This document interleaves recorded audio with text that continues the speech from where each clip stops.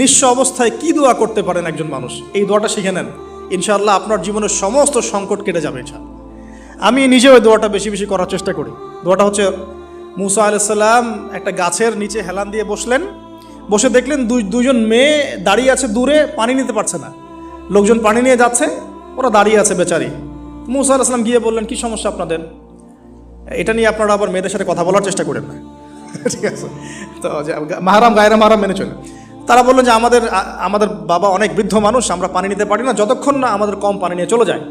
মুসা আলাইহিস সালাম তো একটু বললাম না, ফিজিক্যালি খুব স্ট্রং ছিলেন, থাকে না বডি বিল্ডার, সামনে গিয়ে কথা বলে সরো পানি নিতে দাও, তখন মানুষ একটু মূল্যায়ন করে না।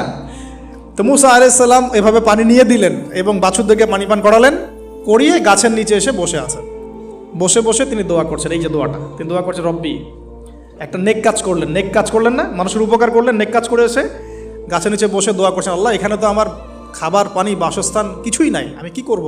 রব্বি ইন্নি লিমা আনজালতা ইলাইয়া মিন খায়রিন ফাকির, রব্বি ইন্নি লিমা আনজালতা ইলাইয়া মিন খায়রিন ফাকির। আবার বলেন, রব্বি ইন্নি লিমা আনজালতা ইলাইয়া মিন খায়রিন ফাকির। অর্থ হচ্ছে, হে আল্লাহ, তুমি তোমার পক্ষ থেকে আমার উপরে যে নিয়ামতগুলো দিবে, আমি এর জন্য ফকির হয়ে বসে আছি। অর্থ বুঝে পড়বেন ভাই, নামাজ রোজা হজ জাকাত যাই করেন আল্লাহর ওয়াস্তে অর্থ বুঝে পড়বেন।